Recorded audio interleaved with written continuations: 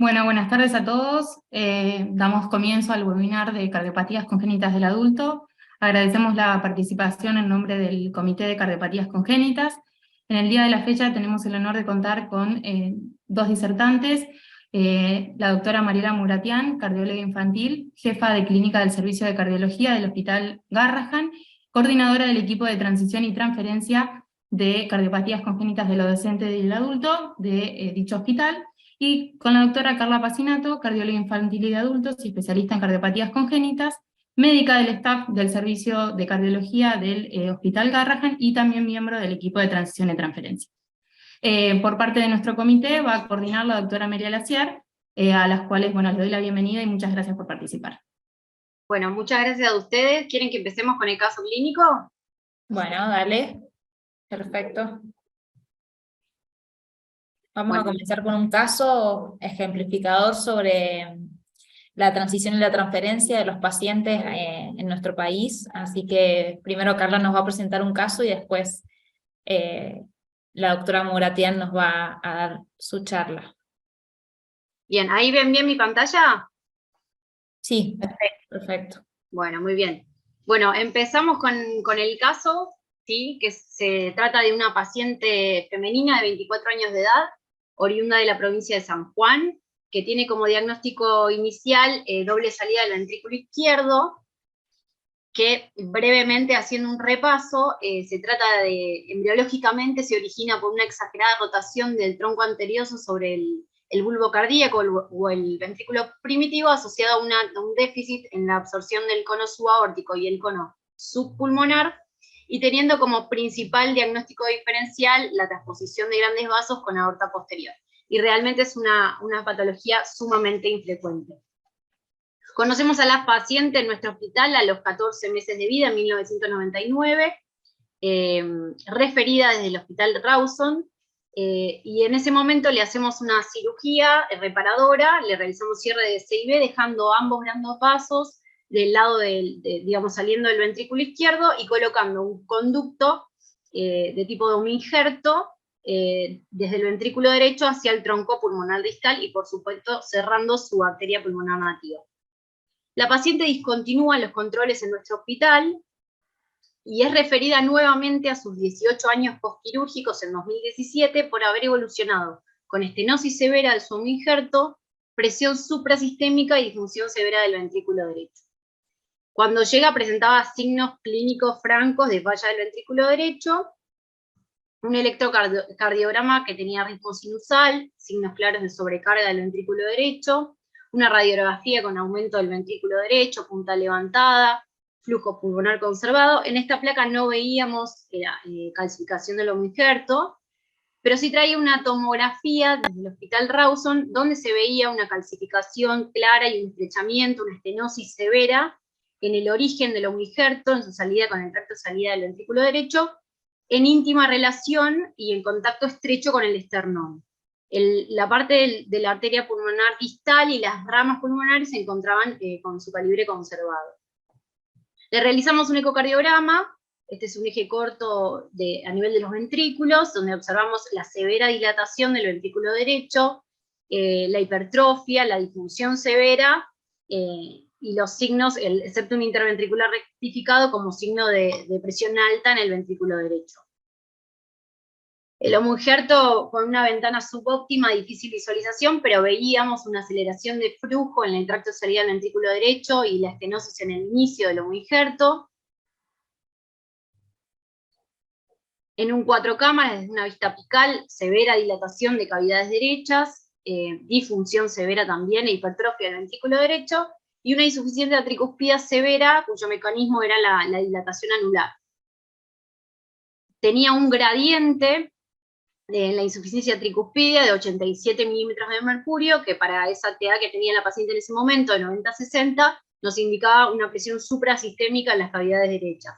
La función del ventrículo izquierdo permanecía conservada. Datos objetivos de disfunción del ventrículo derecho: la paciente tenía por TDI una S lateral de 3.2, un TAPSE de 8 y una fracción de acortamiento por área del 12%. En este momento nos planteamos la necesidad de la desobstrucción del tracto de salida del ventrículo derecho, teniendo en cuenta que la paciente estaba en insuficiencia cardíaca, pero a su vez era una paciente de alto riesgo quirúrgico, tenía mucha disfunción en su ventrículo derecho y en íntimo contacto con el esternón, las cavidades derechas y el homoinjerto. Por tanto, decidimos en ese momento la colocación de un stent recubierto. Estas son las presiones iniciales y finales luego de la angioplastia. Lo que observamos es una presión en el ventrículo derecho suprasistémica y un gradiente entre el ventrículo derecho y la arteria pulmonar de 93 milímetros de mercurio. Y luego de la colocación del stent insuflado hasta 12 atmósferas, vemos cómo cae la presión del ventrículo derecho al 45% de la sistémica, disminuye el gradiente, quedando un leve gradiente residual entre el ventrículo derecho y la arteria pulmonar de 34 milímetros de mercurio, y cómo mejora hemodinámicamente la paciente, la presión arterial sube en las cavidades izquierdas y mejora también la saturación, que pasa de 90 a 98. Estas son algunas imágenes de la hemodinamia. Del lado izquierdo de la pantalla, una ventriculografía derecha, donde muestra lo mismo que nos mostraba la ecografía, la severa dilatación, trabeculado y disfunción severa del ventrículo, y un pequeño desfiladero de contraste hacia el homoinjerto pulmonar. Y en el perfil sobre la arteriografía en el homoinjerto, el estrecho contacto de las cavidades con el esternón. Durante el procedimiento, obtuvimos estas imágenes. La de la izquierda es el balón insuflado con una leve cintura, y esta imagen rotacional donde descartamos que no haya compresión de las arterias coronarias posterior a la colocación del stent. Y en la imagen de la derecha, el stent ya colocado con, digamos, el tracto de salida francamente ampliado, y lo que sí observamos es lo que sabíamos que iba a ocurrir, que es la insuficiencia pulmonar residual luego de la colocación del stent. Pero bueno, en ese momento nos surgía que la paciente tenga desobstruido su tracto de salida. En el postcateterismo inmediato realizamos otra ecografía, donde ya desde ese momento observamos, digamos, con números objetivos, la mejoría de la función ventricular. Presentaba un TAPSE de 15 para previo de 8, y una S lateral ahora de 4.8 para un previo de 3.2, y el gradiente había disminuido de 90 a 38 milímetros de mercurio a través de la insuficiencia tricuspidia. Mejoría de la función ventricular, reducción de los volúmenes en el ventrículo derecho, recordemos que esto es postcateterismo inmediato, y reducción también del monto de la insuficiencia tricuspidia, más o menos a un grado moderado. La imagen inferior derecha lo que nos muestra es lo que sabíamos, repito, que nos iba a ocurrir, que es la insuficiencia pulmonar residual a través del stent en el tracto de salida y el homoinjerto. Pero bueno, el flujo anterogrado muchísimo más favorecido.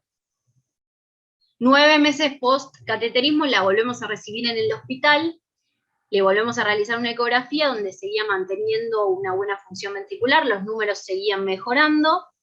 Así que bueno, lo que se nos planteó en ese momento fue cuál era el momento ideal para darle competencia a esa válvula pulmonar, siguiéndola junto con la doctora Laciar en el Hospital Rawson a través de, bueno, su clínica, los test de cardiopulmonares o consumo de oxígeno, y la valoración de función y volúmenes de los ventrículos con la cardioresonancia y por supuesto también la ecografía.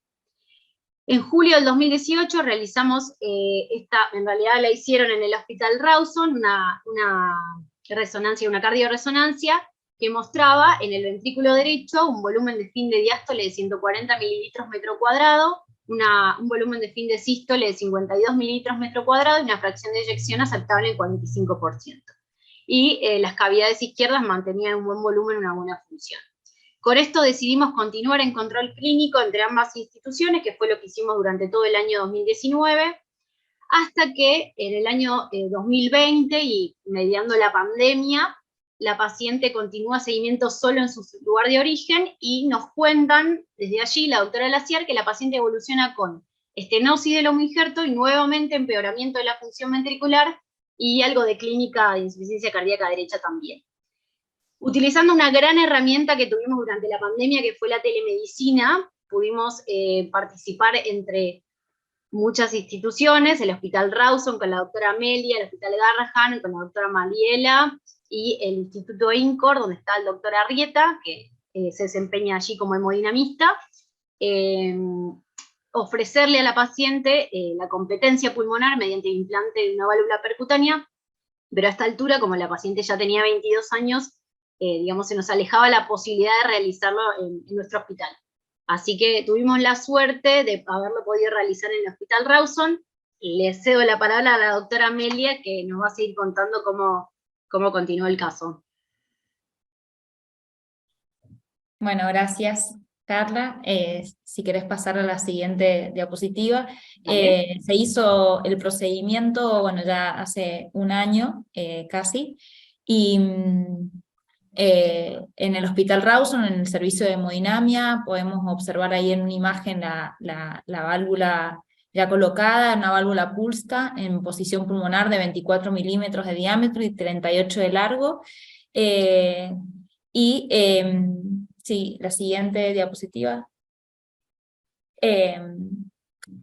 Esto es previo, ¿sí? Podemos ver que el stent que le habían colocado en el Hospital Garrahan está roto, trizado, y hay un pedacito del stent en el ápex del BD, y la insuficiencia pulmonar. El procedimiento fue exitoso, a cargo del doctor Arrieta, el doctor Enestrosa, y también nos acompañó el doctor Alonso, José Alonso, que es el hemodinamista del Hospital Garrahan, y el doctor Agustín Castro, que es el jefe de hemodinamia del servicio del Hospital Rawson. La paciente salió de la sala extubada, hemodinámicamente estable, y esas son las presiones. La siguiente. Y después se controló a los 6 meses con una cardioresonancia en el servicio, notando una disminución franca de los volúmenes del ventrículo derecho, 50 mililitros por metro cuadrado, con una mejoría franca de la fracción de eyección, que es lo que más empeoró en ella en el 2020, y luego a los 9 meses, que ha sido hace poquito, la controlamos con ecocardiograma, Doppler, esas son las imágenes, un ventrículo izquierdo con buena función ventricular, un septum disquinético que siempre lo tuvo, y parámetros de función sistólica del ventrículo derecho conservados. Sigue estando un poco dilatado, por supuesto, el ventrículo derecho, pero mejoró muchísimo la fracción de eyección. Ella se encuentra asintomática en clase funcional 1, siempre estuvo con espironolactona y dosis muy bajas de IECAS para remodelado ventricular nada más, pero no tolera altas dosis porque se hipotensa, y estable. Así que bueno, una gran alegría para ella poder tener esta evolución. Ese es el strain del ventrículo izquierdo, que francamente está alterado, más que nada a nivel septal, e inferior por la disquinesia postoperatoria que conlleva, ¿no? Y la dilatación del ventrículo derecho. No sé si hay alguna más. Ahí la onda S del BD, levemente ahí en el límite, y la presión sistólica ahí de la IT leve, y acá abajo a mano izquierda pudimos evaluar, es muy difícil anteriorizarse en ella, tiene el stent muy anterior, eso es un 5 cámaras apical bien anteriorizado, y se puede ver el stent de la válvula pulmonar, y ese es el gradiente, la imagen que se ve a mano derecha, 18 más o menos de gradiente que nos ha dado. Así que bueno, ese es el control de hace 2 semanas de la paciente. No sé si hay alguna diapositiva más. Bueno, muchas gracias. Muchas gracias. Perfecto. Bueno, ahora ese es un caso, bueno, que tenemos en conjunto con las doctoras desde San Juan a Buenos Aires, y ahora la doctora Mouratian, que ya fue presentada, nos va a compartir su charla sobre la problemática actual de la transición y la transferencia de estos pacientes adolescentes y adultos, cuál es la realidad y la misión y la visión a nivel federal. Gracias, doctora, por estar con nosotros. Bueno, buenas tardes. Gracias a ustedes. Felicitaciones porque esto es un ejemplo que es un ejemplo a seguir entre dos hospitales públicos, uno de niños y otro de adultos, con un caso exitoso. Bueno, ustedes saben que las cardiopatías congénitas son la malformación congénita más frecuente, representando en la República Argentina alrededor de 7.000 nacimientos de niños con estas cardiopatías por año. De todos ellos, un 70% van a requerir tratamiento quirúrgico antes del año de vida y un 25% dentro del primer mes de vida. Y dado al gran avance en las últimas 5 o 6 décadas, tanto en el diagnóstico, en el manejo, en el tratamiento quirúrgico, en el manejo postquirúrgico, en el tratamiento intervencionista, más del 90% de estos pacientes alcanzarán la edad adulta. Este es un trabajo del grupo de la doctora Marelli de Quebec, en donde ya para el 2010, de casi 8.000 pacientes en 28 años de seguimiento, para el 2010, 2/3 de los pacientes ya eran adultos, o sea, 2/3 de los adultos sobrevivían versus 1/3 de niños que nacían con cardiopatías congénitas. Y esto ha sido claramente el resultado del esfuerzo mancomunado entre multi e interdisciplinario para la atención de estos pacientes. Pero tenemos que saber que, lamentablemente, casi ninguna cirugía dentro de las cardiopatías congénitas es curativa. Es más bien reparadora, porque todos estos pacientes muchas veces requerirán reintervenciones dado a secuelas, a defectos anatómicos, a defectos hemodinámicos residuales significativos, a defectos que pueden ir evolucionando, a arritmias, a necesidad de implante de marcapasos, de estudios electrofisiológicos, y también hay que tener en cuenta que a medida que va avanzando la edad pueden llegar a tener cardiopatía adquirida. De todas estas reintervenciones, debemos saber que la tetralogía de Fallot, que es la cardiopatía congénita cianótica más frecuente, es una de las cardiopatías que más cantidad de reintervenciones puede llegar a requerir, sobre todo teniendo en cuenta que esta cardiopatía se opera actualmente alrededor de los 3 a 6 meses de vida. Y luego otras cardiopatías congénitas complejas que también requerirán intervenciones. En este artículo del 2004, el doctor David Sun hace, digamos, una reflexión acerca de que los pacientes con cardiopatías congénitas nunca van a olvidarse que tienen una cardiopatía congénita, por todo lo que expliqué anteriormente, y esta es una ilustración de la guía ESC del 2020 en cardiopatías congénitas, en donde está muy bien ilustrado cómo el niño desde que nace y durante su evolución hasta la adultez pasa por cantidad de riesgos, entre ellos las mujeres, con el riesgo de las complicaciones de embarazo, el riesgo también del recién nacido, de algunas mamás con cardiopatías complejas, que pueden llegar a tener problemas en el bebé, no solamente en la mamá, y como dije anteriormente, el riesgo de las arritmias, el riesgo de las endocarditis, la necesidad de tener controles de por vida, y cuando llegan tal vez a edad más adulta, riesgo de trastornos de la circulación coronaria e hipertensión arterial. Es así que por primera vez en el año 2000, en la conferencia de Bethesda, se decide que los pacientes con cardiopatías moderadas a complejas requieren un control semestral o anual en un centro de experiencia. Pero ¿cuál era el problema? Que había falta de formación de cardiólogos y cirujanos cardiovasculares para el manejo de dicha complejidad. Entonces, en el 2008, por primera vez, se conforma una guía desde la Sociedad Americana de Cardiología y el American College para el manejo de estos pacientes. En el 2010, Europa hace lo mismo. En el 2018, por primera vez, se publica la guía del manejo específico de las mujeres con cardiopatías, entre ellas las cardiopatías congénitas.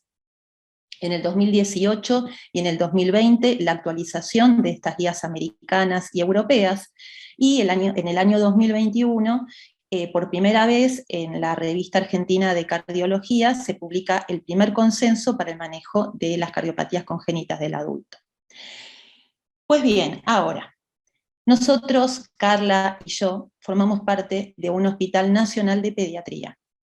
Sabemos que los hospitales pediátricos deberían transferir a sus pacientes luego de los 16 años, pero también tenemos conocimiento de la realidad, y la realidad es que los hospitales de adultos no están formados o no están constituidos como para poder absorber la cantidad de pacientes de los hospitales pediátricos con cardiopatías congénitas, de los cuales la mayoría, como hemos visto, son reparadas y la mayoría son de moderada a compleja.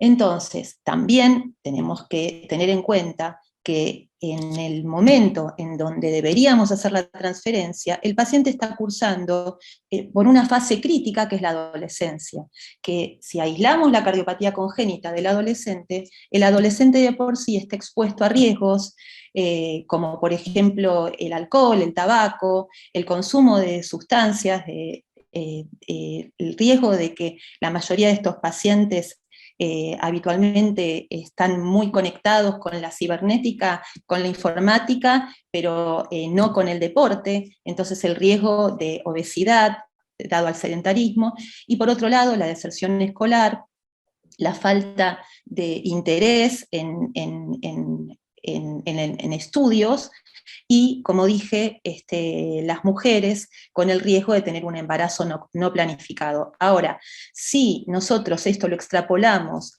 al adolescente con cardiopatía congénita, claramente nuestros pacientes se encuentran en un riesgo importante. Entonces, es así que en el 2010, junto con el Servicio de Adolescencia Clínica, incluimos a 100 pacientes, estudiamos 100 pacientes durante 6 meses, que fueron pacientes que consultaron al consultorio de cardiopatías congénitas del adolescente, con una edad mediana de 14 años. Y nos preguntamos cuál era la calidad de vida que llevan, si tenían proyecto de vida, cómo ellos miran su estado de enfermedad crónica, cuáles son los hábitos de este grupo vulnerable y cómo cursan la adolescencia. Y para ser sintéticos, nos encontramos con que, como dije, el 90% de estos pacientes están operados, el 60% llamativamente desconocía su cardiopatía, no así su entorno familiar. El 97% venían con su familia, madre, padre o hermanas o tutores. El 63% tenían ausencia de proyecto de vida, solamente un 30% alcanzaban la escolaridad completa y un 15% llegaban a un nivel terciario y o universitario. Entonces es muy importante diferenciar cuál es el concepto de transición y qué significa transferencia. Transición, tenemos que entender que es un proceso educacional, es un proceso planificado, en el cual el protagonista debe ser el niño, el paciente, en realidad el preadolescente, y tanto los padres como los médicos, por supuesto que tenemos un rol activo, pero sobre todo los papás tienen que aprender que tienen que acompañar. Y la finalidad es que el adolescente o el preadolescente comience a poder autogestionar su cardiopatía, que es una entidad crónica que lo va a acompañar para el resto de su vida. Y la transferencia, en realidad, es solamente el pasaje del hospital de niños, en donde el paciente está acostumbrado a tener una familiaridad, a un manejo pediátrico, a esa contención que le dan todas las especialistas pediátricos, y que tenemos que saber que cuando pase al hospital de adultos debemos garantizar la misma calidad de atención, tanto en lo humano como en lo estructural. Pero sabemos también que la transferencia sin un proceso planificado de transición nunca va a prosperar. y también sabemos lo difícil que es poder hacer una transferencia adecuada para el pool de esta población creciente. Entonces, nos preguntamos cómo y cuándo debemos realizarla. Este es un trabajo que ejemplifica, es un trabajo de Alberta, Canadá, que ejemplifica cómo con la intervención de 2 enfermeras coordinadoras que entre los 16 y 17 años ayudaron a los pacientes adolescentes simplemente para educarlos acerca de los riesgos que tienen en su cardiopatía y autogestionar la misma. El objetivo fue evaluar el intervalo entre la última visita al cardiólogo de adultos y la última visita al centro pediátrico y la primera visita al centro de adultos. Y encontraron que los pacientes que habían tenido esta intervención llegaban 1.8 veces más rápido a la visita del cardiólogo de adultos. Y esto es muy importante porque el riesgo también de la adolescencia al transferirlo al lugar de adultos es que hay mucha pérdida de seguimiento con un riesgo en su mortalidad. Por lo tanto, queda claro que es importantísimo y fundamental que exista un programa de transición para que se puedan realizar las intervenciones sanitarias complejas en el momento adecuado, en donde la atención está centrada principalmente en el adolescente para mejorar la autonomía y la capacidad de autogestión. Y siguiendo en el camino de las intervenciones y la educación, es un trabajo multicéntrico, es un metaanálisis que incluyó 17 trabajos con más de 6.800 pacientes, que incluyó países tanto de Sudamérica, de Estados Unidos, Canadá, y de países de la Comunidad Europea. Y curiosamente, los pacientes con cardiopatías leves fueron los que más pérdida de seguimiento tuvieron, seguidos por los de cardiopatías moderadas y seguidos por los de cardiopatías severas. Y encontramos que los pacientes que habían tenido un proceso de transición y un plan planificado y una intervención adecuada, tenían la mitad de riesgo de deserción en la continuidad de su atención. Bien, hablando de consensos, vamos a seguir publicitándolos, y vemos que en el 2021, por primera vez, se publica el primer consenso acerca de la transición y transferencia del adolescente con cardiopatía congénita. ¿Y qué conceptos nos dejan? Nos dejan el concepto de la importancia del programa de transición para apoyar el proceso de transición a la edad adulta y de esta manera tener resultados satisfactorios. Para que esto funcione debe haber una política de transición que no es más que un documento escrito en donde hay principios, normas y prácticas.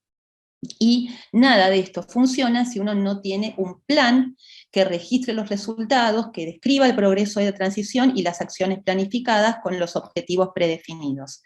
Por lo tanto, es fundamental para que esto ocurra considerar que en los últimos años surge este nuevo concepto, que es el de empoderamiento del adolescente, para que incremente su autoestima. Hay que saber que la mayoría de estos chicos tienen una autoestima baja, sea por cicatrices, sea porque están cansados de ir a los controles, porque tienen miedo de que cuando van a un control uno les termine diciendo que deben hacerse otro cateterismo u otra intervención, o que hay que hacer un estudio electrofisiológico, o que las cosas empeoraron y hay que ponerle un marcapaso o un cardiodefibrilador, y en el peor de los casos saber que algunos de estos pacientes finalmente terminan en trasplante cardíaco. Entonces todo esto es muy importante hacerlo con un acompañamiento, con mucha contención, y sobre todo sabiendo que los resultados nuestros fue que casi un 70% de los pacientes no tenían ni idea del nombre, apellido y cuidados que deberían tener.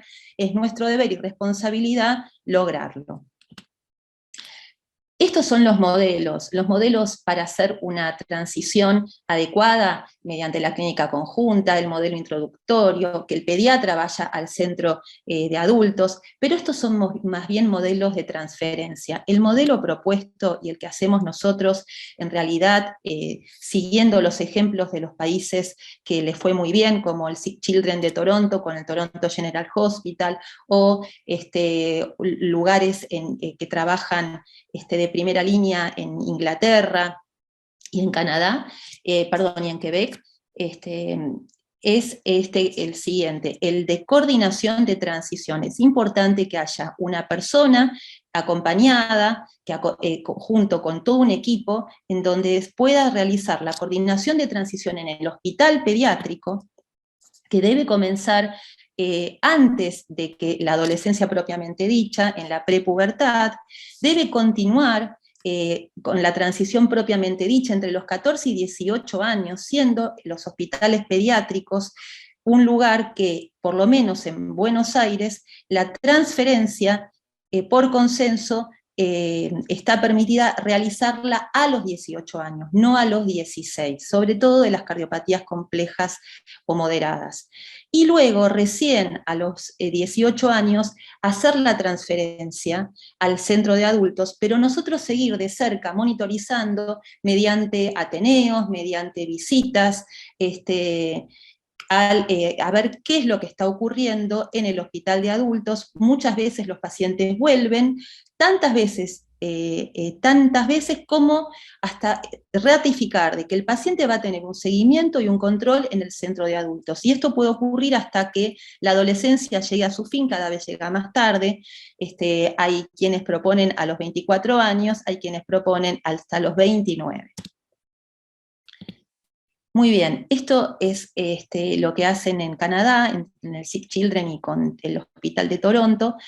Al paciente le entregan un pasaporte personal en donde están todos los antecedentes cardioquirúrgicos, intervencionistas, la medicación que tiene que seguir tomando, y estos son los controles que va chequeando. Y quiero aclarar que todo esto que nosotros lo hacemos acá en Argentina, pulmón, esto lo hacen enfermeras, como vimos en el trabajo anterior.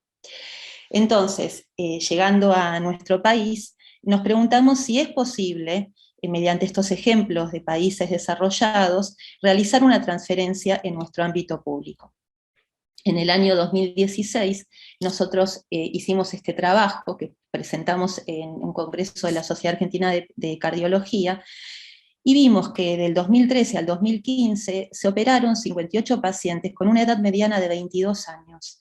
El 73% tenían cirugías previas, o sea que se trataba de la segunda o tercera y hasta la cuarta reoperación.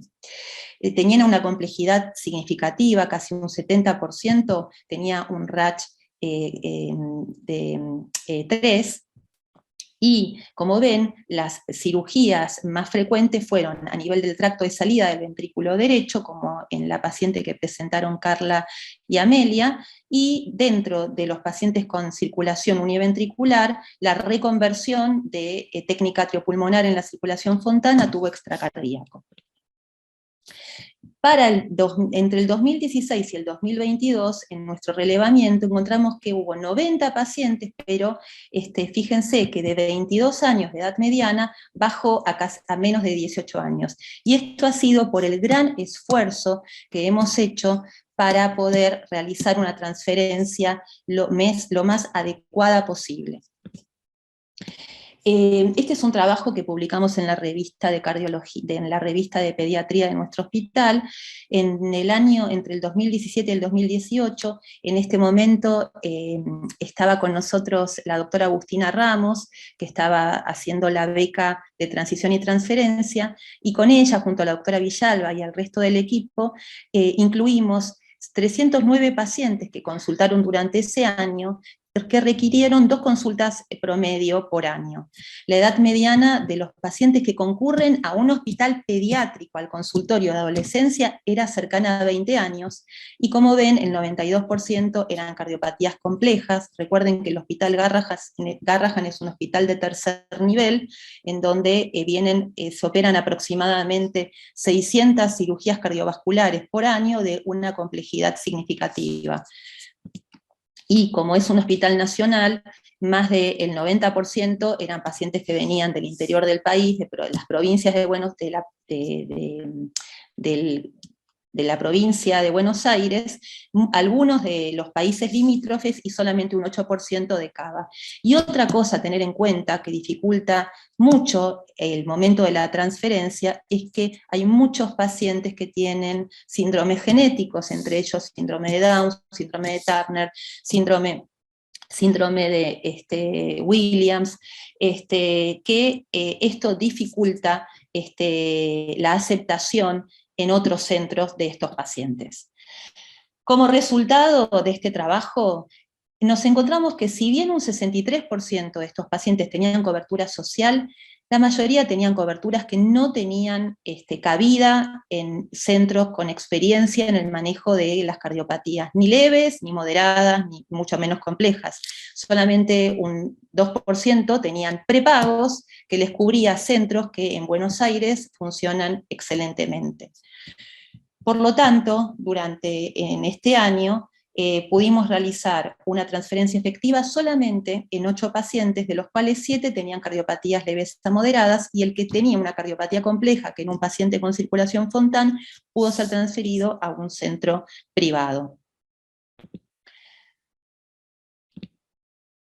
Entonces, sabiendo que los problemas principales del adolescente y del adulto son la pérdida de seguimiento, la falta de información de la familia y el paciente sobre su cardiopatía.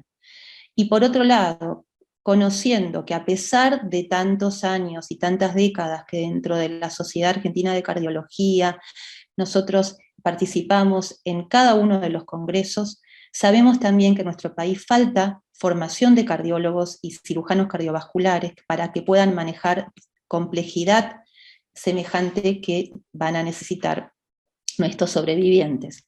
Es así que en el año 2016-2017, nosotros en el Hospital de Pediatría Garrahan dimos por primera vez un curso acerca del manejo de las cardiopatías congénitas en el adolescente y en el adulto, y nos encontramos con que el 80% de los cardiólogos asistentes eran cardiólogos de adultos que pertenecían a muchas provincias de nuestro país, desde Tucumán hasta Santa Cruz.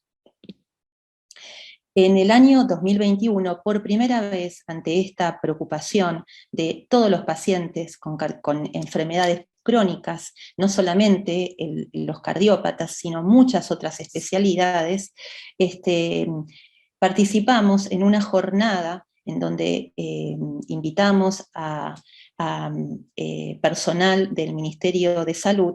Participaron más de 27 servicios del Hospital Garrahan, y durante todo el día se habló de la preocupación de los sobrevivientes con enfermedades crónicas, entre ellos las cardiopatías congénitas.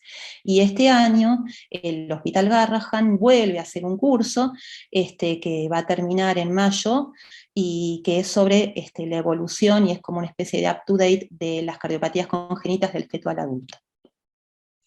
Entonces, ¿dónde realizamos la transferencia? ¿A dónde enviamos nuestros pacientes?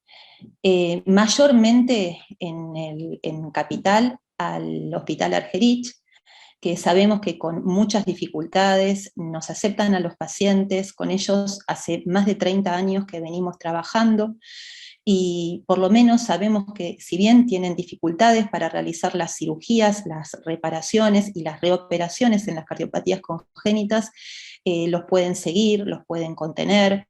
A las mujeres con embarazo se ha formado un grupo de alto riesgo de seguimiento durante el embarazo, y el servicio de electrofisiología y de ecocardiografía nos apoya incondicionalmente desde tantas décadas.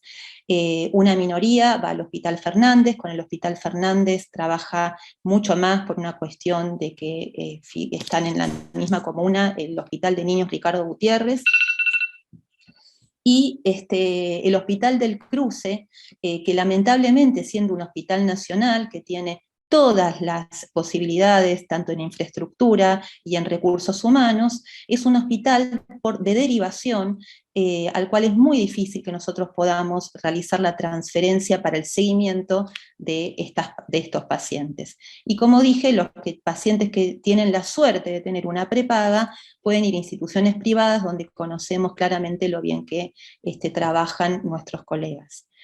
Entonces, para que esto lo podamos transmitir y podamos hacer un trabajo mancomunado a nivel federal, fue necesario que se desarrollen unidades de atención de cardiopatías congénitas en el resto de las provincias.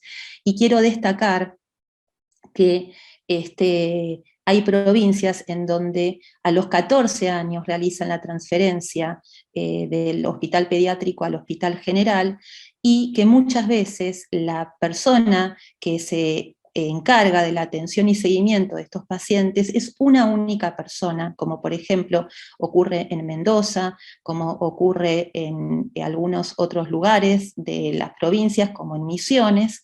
Y quiero destacar la participación, el compromiso y responsabilidad de la doctora Laciar, que como vimos atendió a esta paciente y es un ejemplo claro de una adecuada transición, transferencia, de un trabajo en equipo. No solamente le hemos trabajado con esta chiquita, sino que tenemos varios pacientes en común. Pero también, por otro lado, sabemos que esto es un proceso y que falta mucho. Por lo tanto, estos pacientes que nosotros hacemos todo el esfuerzo para poder transferirlo, muchas veces son un boomerang, porque siempre vuelven al lugar de origen. Pero para eso estamos, y como dijo Carla, con la gran herramienta que es la telemedicina, nosotros acompañamos y seguiremos trabajando en conjunto.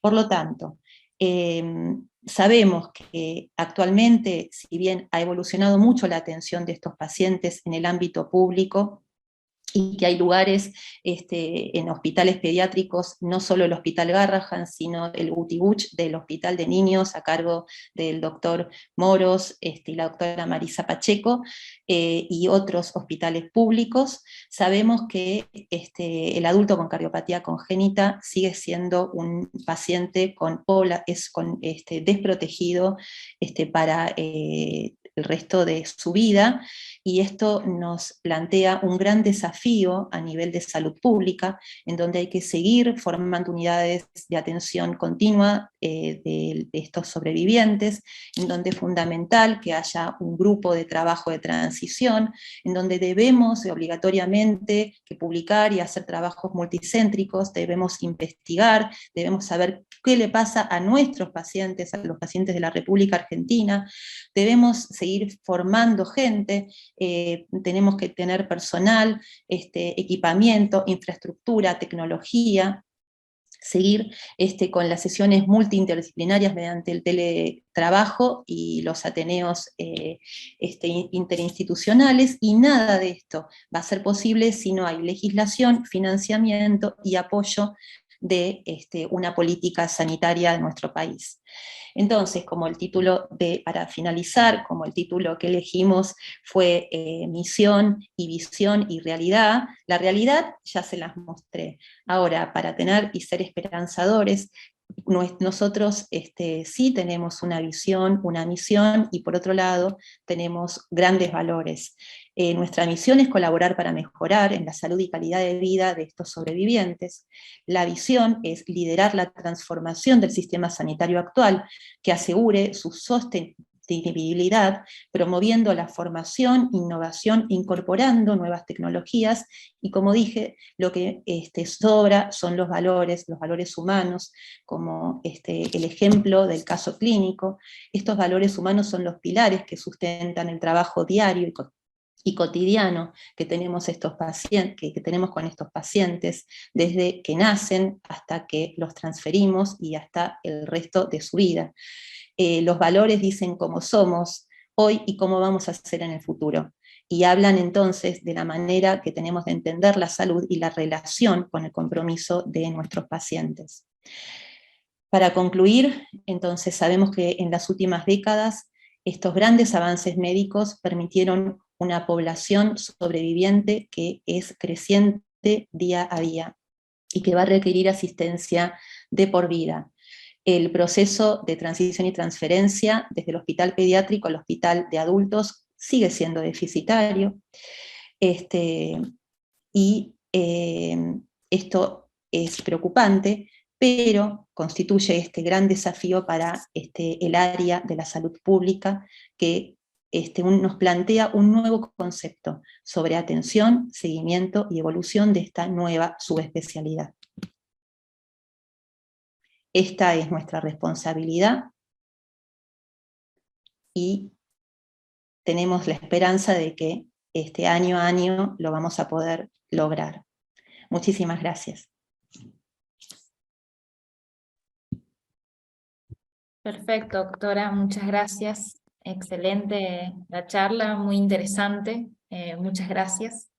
Hay mucho por hacer, pero me parece que vamos por buen camino, así que bueno, no sé si el público quiere hacer preguntas, pueden escribir en el chat, hay 2 preguntas.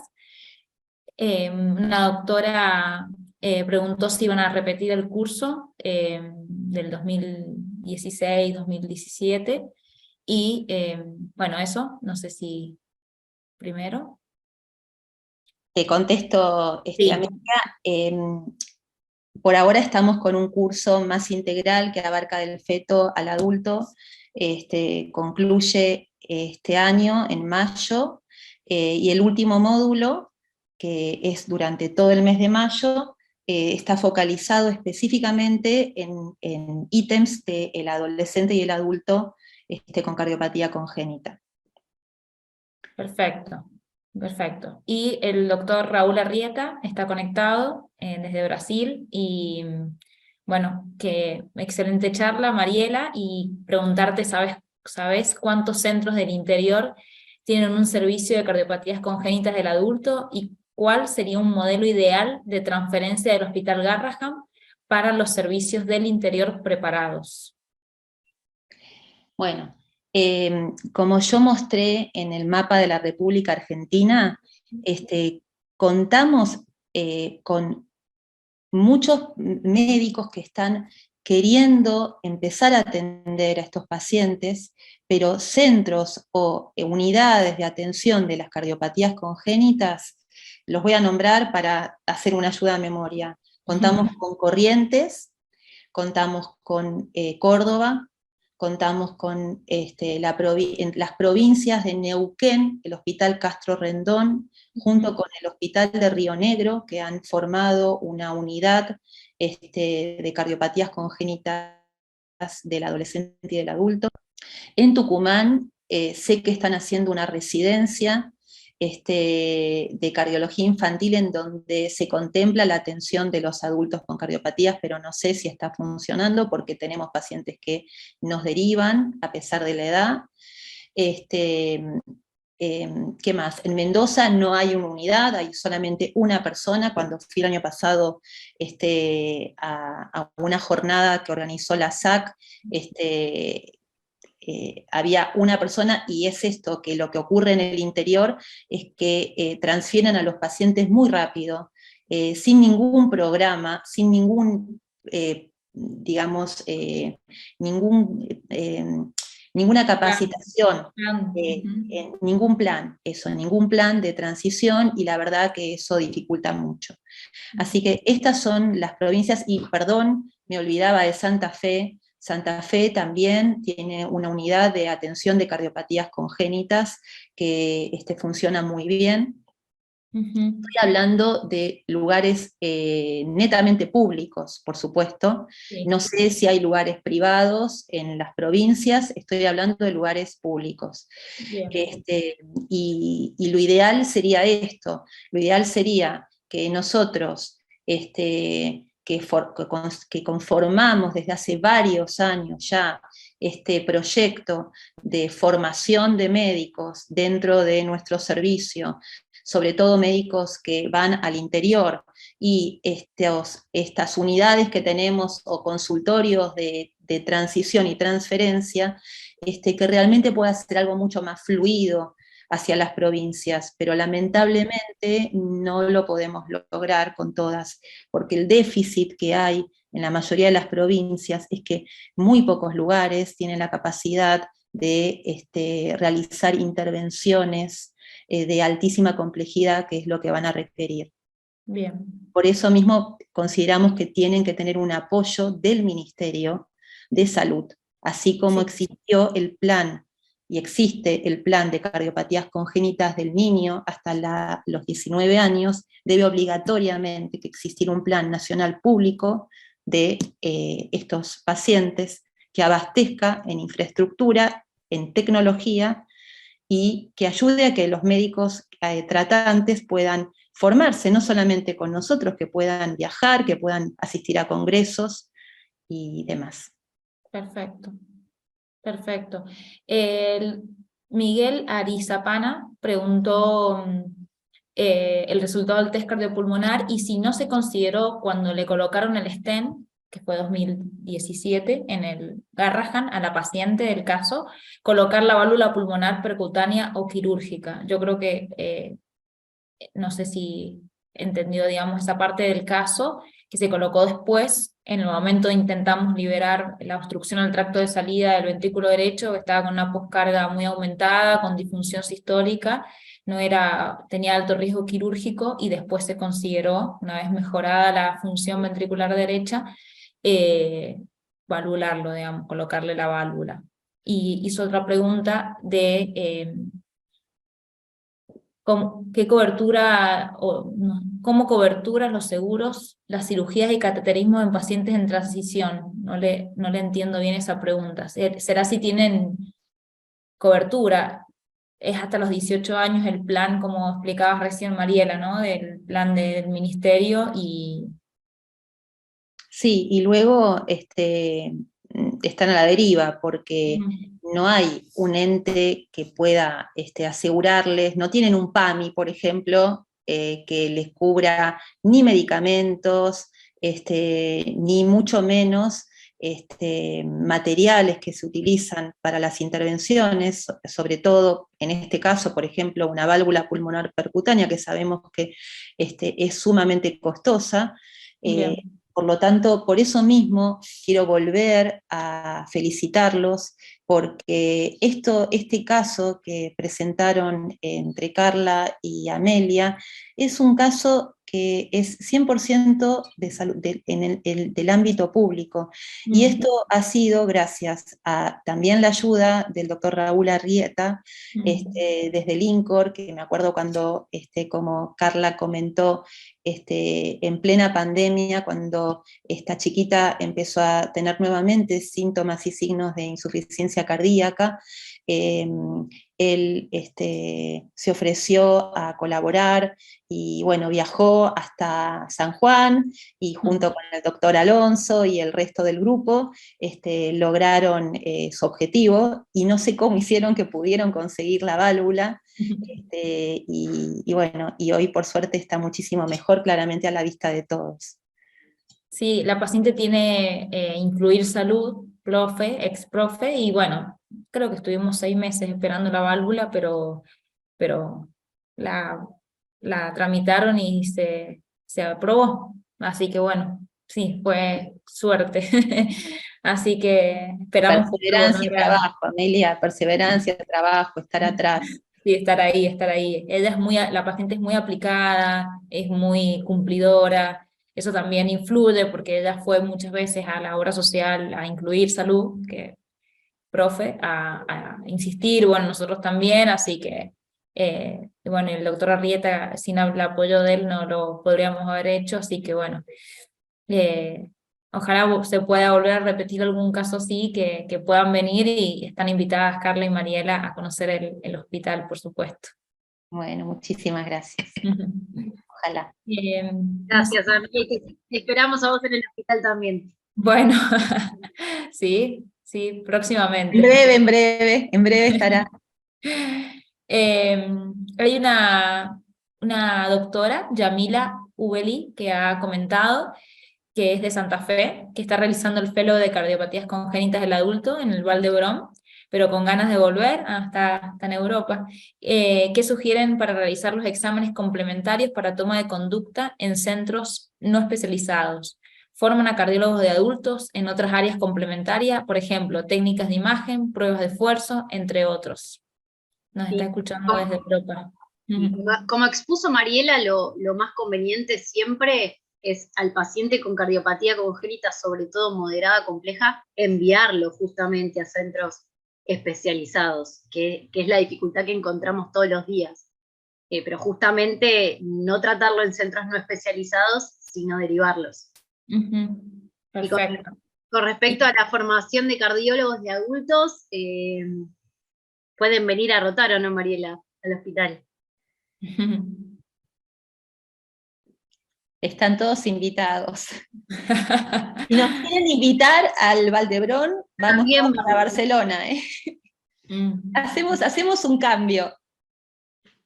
Y la última, como para no pasarnos de tiempo, ya son las 8:30, justo llevamos una horita, faltan unos minutos porque empezamos y 35. El doctor Alejandro Jorajuría, que es cirujano conocido, buenas noches doctor, que nos está escuchando, le pregunta a la doctora Mouratian que cuál es el impedimento que encuentra a veces para la derivación al cruce, que él trabaja ahí. Hola Alejandro, ¿cómo andás? El impedimento es el seguimiento.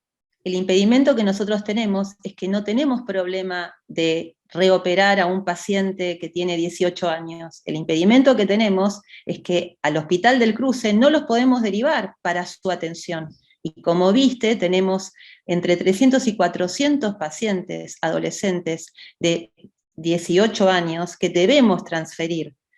Y eso es imposible, porque ya nos dijeron desde allá que ustedes no están con la capacidad para poder hacer seguimiento de estos pacientes, que es lo más crucial, porque en el Garrahan, con algún pedido especial, hasta hemos operado pacientes de 25 años, pacientes que son del Garrahan. No aceptamos pacientes de 25 años con una cardiopatía congénita operado en otro lugar, pero el mayor impedimento que tenemos es que haya una transferencia fluida, como debe ocurrir, y lamentablemente no se puede, porque es un sistema cerrado de derivación el de ustedes.